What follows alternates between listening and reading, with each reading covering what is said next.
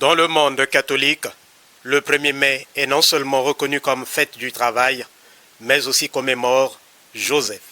Joseph, époux de Marie, elle-même mère de Jésus-Christ.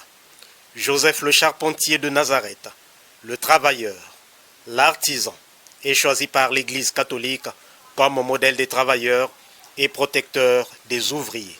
Dans les paroisses catholiques, les messes sont dites en l'honneur de Joseph, Saint Joseph. Les fidèles sont invités à prier pour la dignité du travail et la justice sociale. C'est le cas ce matin à Saint Jean-Baptiste de Tahiti. Vous savez, ce que Joseph fait, c'est un grand travail, le charpentier. Nous naissons, mais nous naissons, ce n'est pas pour vivre éternellement sur la terre.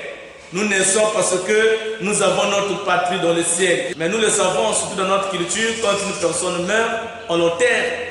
Mais pour bien l'enterrer, il faudrait qu'on arrange, il faut qu'on mette en place un cercueil. Mais certains vont dire qu'il y a la paix du Christ. Amen.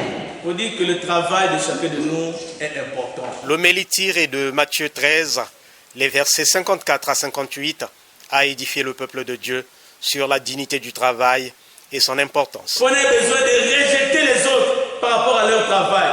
Prenez besoin d'oublier les autres. Non, tout le monde est important.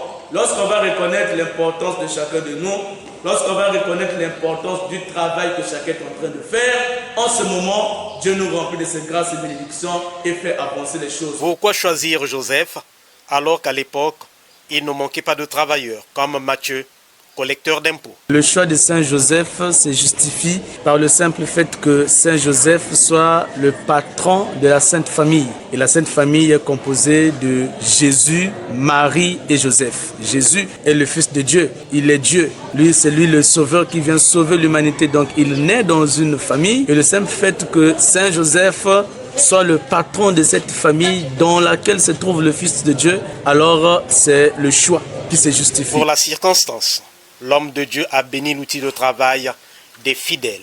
Les élèves ont présenté leur stylo. Il est de noter que cette tradition catholique a été instituée le 1er mai 1955 par Pie XII, pape de l'époque. C'était pour donner une dimension chrétienne au 1er mai, à une époque marquée par des tensions idéologiques communistes. Le travail se devait être humain, en opposition avec la vision matérialiste de l'époque. L'exploitation de l'homme par l'homme.